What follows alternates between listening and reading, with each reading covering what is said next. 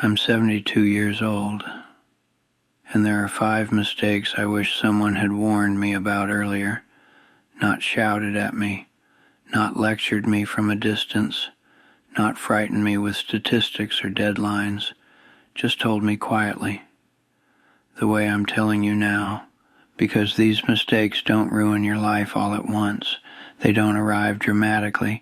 They don't announce themselves. They work slowly, patiently, almost politely, so slowly that you don't notice them happening until years are already gone and you can't remember where they went. I didn't make these mistakes because I was careless. I didn't make them because I lacked discipline or ambition. I made them because I thought I had time. I thought time was generous. I thought it would wait for me to be ready. Here's the first one. Mistake 1. Believing there will always be later. Later to rest. Later to call people back. Later to take that trip. Later to sit quietly and breathe without thinking about the next obligation. I lived my life postponing myself.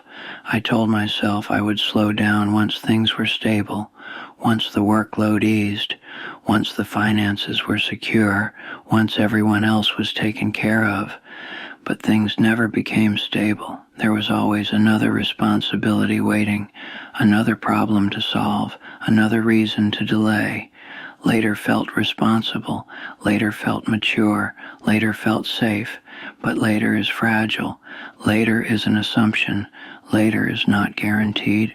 By the time I realized that, many moments had already passed quietly, without asking permission, without leaving a mark.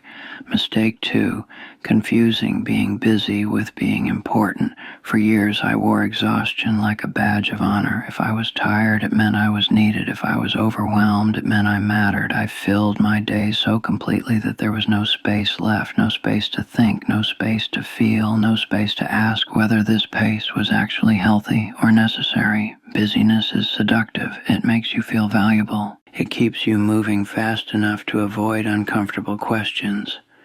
It numbs you. When you're busy, you don't have to ask, is this how I want to live?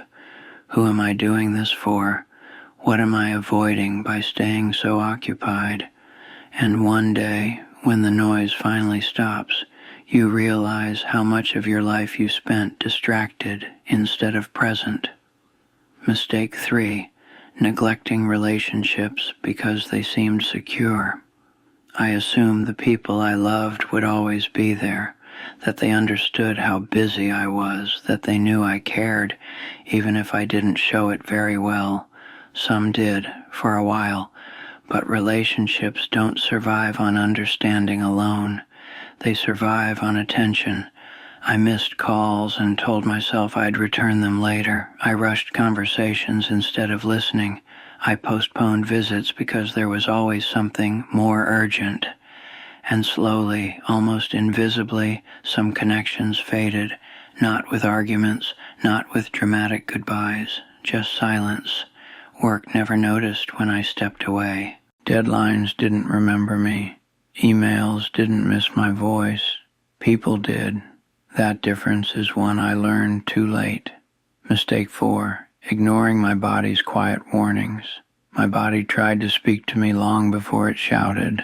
Fatigue, persistent tension, small aches that didn't fully go away. I dismissed them as inconveniences, as weaknesses, as things to push through.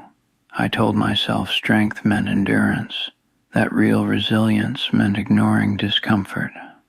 I didn't understand then that strength also means stopping, listening, taking care before damage sets in.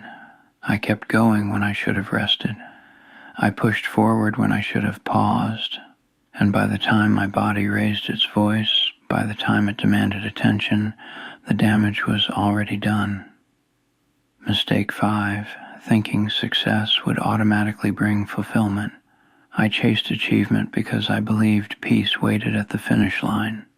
That satisfaction was something you earned after enough effort, I thought. Once I reach this point, I'll finally feel settled. Once I accomplish this, contentment will arrive. It didn't. Success without presence feels empty. Accomplishment without connection feels hollow. I had moments of pride, but they were brief. I had milestones, but they didn't hold me the way I expected. Fulfillment isn't something you arrive at later. It's something you practice while you're living. At 72, I don't regret working hard. I don't regret trying. I don't regret caring. I regret not working wisely. I regret not resting sooner, listening sooner, choosing people sooner, choosing myself sooner. If you're listening to this and you're younger, I won't tell you to change everything overnight.